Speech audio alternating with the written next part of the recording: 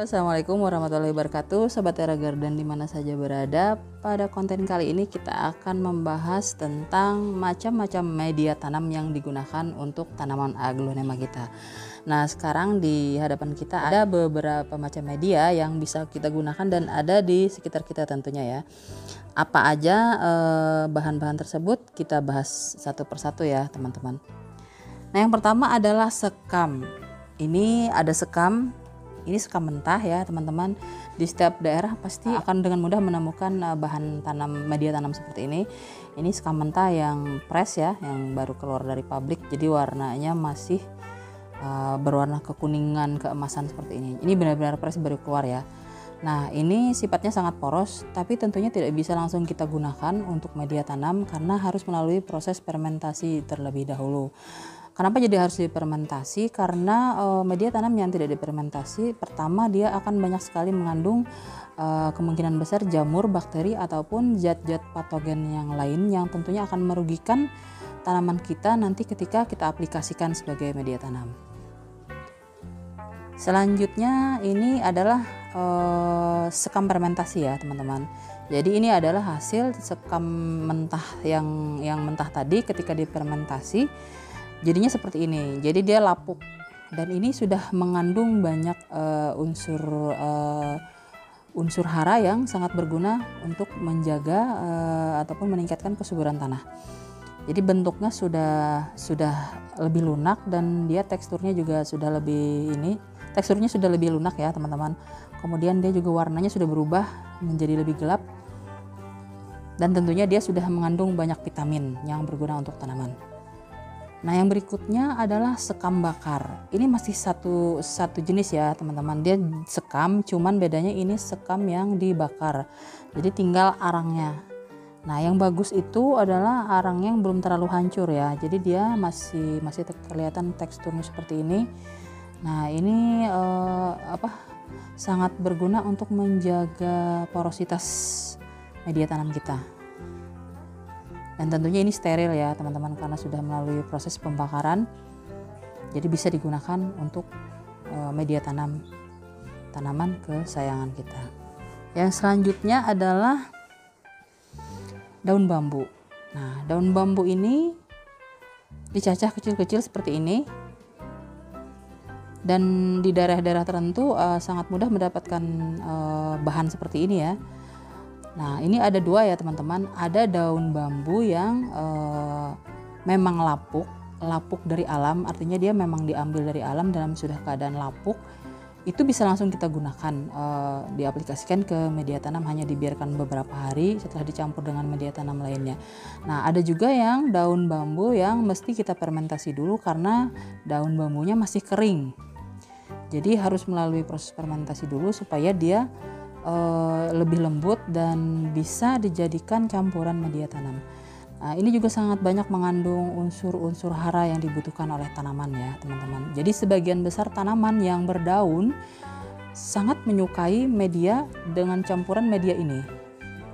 Rata-rata tanaman hias yang berdaun ya memang menyukai campuran daun bambu ya teman-teman. Nah, ini kebetulan saya yang punya ini sudah difermentasi. Jadi dia sudah lunak, sudah hancur, lembut seperti ini. Nah, oke. Selanjutnya adalah kokopit. Nah, ini adalah kokopit. Nah, bagi teman-teman yang belum tahu kokopit itu apa, kokopit itu adalah serbuk dari sabut kelapa ya teman-teman. Di daerah kita pasti banyak sekali pohon kelapa. Nah, jadi setelah melalui proses, sabut kelapa itu diproses sehingga menghasilkan serbuk seperti ini. Nah, tentunya harus kita perhatikan ya, karena kokopit ini harus bebas tanin. Kalau belum bebas tanin, masih tidak bagus untuk campuran media tanam. Jadi harus dikondisikan sudah bebas dari tanin, diolah dengan baik ya, diolah dengan benar. Yang selanjutnya adalah andam. Nah, ini adalah andam. Andam itu adalah campuran cacahan dari akar-akar pakis, ya, akar-akar pakis, remah-remah lah istilahnya kan, sarasah ya, remah-remahnya. Nah, yang bagusnya memang ada yang di open, ada juga yang di fermentasi. Nah, untuk teman-teman yang lebih mudah ya, bagi kita mungkin lebih mudah untuk difermentasi ya, karena tidak semua kita memiliki alat untuk mengopen media tanam ini. Next, ini adalah pasir malang. Nah, pasir malang ini hasil dari aktivitas gunung berapi ya teman-teman. Jadi dia dihasilkan dari gunung berapi. Nah, ini sangat bagus juga. Ini untuk menjaga porositas ya teman-teman. Dan tanaman aglonema sendiri ketika dikasih campuran media tanam pasir malang ini cenderung warna merahnya lebih keluar. Jadi dia lebih menor karena adanya unsur-unsur mineral di dalam media pasir malang ini. Nah, selanjutnya adalah perlite. Nah, perlite ini juga hasil aktivitas gunung berapi ya teman-teman. Dia batu vulkanik ini. Sifatnya ringan sehingga sangat bagus untuk menjaga drainase agar tanaman itu tidak terlalu banyak mengandung air ya. Jadi ini kita campurkan sebagian kecil di dalam media tanam untuk pelengkap saja ya istilahnya kan. Tapi sangat bagus kalau kita campurkan dalam media yang kita buat. Ini adalah pupuk kandang. Nah, jadi pupuk kandang ini sudah jadi ya, sudah jadi dalam artian warnanya sudah seperti tanah, kemudian dia tidak menimbulkan aroma yang menyengat. Jadi memang benar-benar teksturnya sudah mirip tanah. Nah, kenapa jadi harus menggunakan pupuk kandang yang sudah matang? Karena kalau belum matang itu masih banyak patogen yang ada di dalam media tersebut. Kemudian juga kemungkinan lainnya, misalnya dia juga masih panas ya. Jadi suhunya tuh panas. Jadi sama sekali tidak dianjurkan untuk dipakai sebelum benar-benar matang.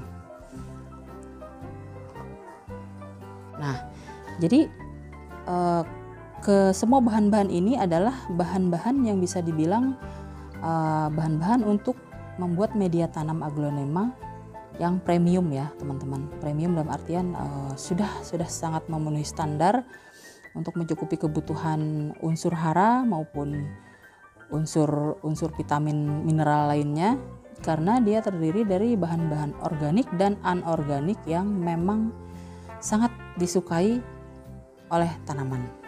Semua ini bisa didapatkan di lingkungan kita, tapi ini tidak baku ya teman-teman. Artinya tidak mesti teman-teman harus punya semua bahan ini, tapi ini adalah bahan-bahan yang bisa dipakai untuk campuran atau untuk komposisi campuran dari media tanam yang kita buat. Jadi misalnya di daerah teman-teman banyak sekam ada, bisa dipakai. Ada kokopit juga bisa. Jadi ini bukan aturan baku ya. Aturan baku dalam artian tidak berarti ketika misalnya kita tidak punya salah satu dari bahan-bahan ini, media tanam kita adalah media tanam yang buruk, bukan. Jadi ini hanyalah alternatif bagi teman-teman yang ingin meracik sendiri komposisi media tanam untuk tanaman hias yang kita punya. Nah, kalau misalnya teman-teman punya andam, pakai andam, punya kokopit, pakai kokopit. Tapi alangkah lebih bagusnya jika semua dari komponen ini ada dan tersedia.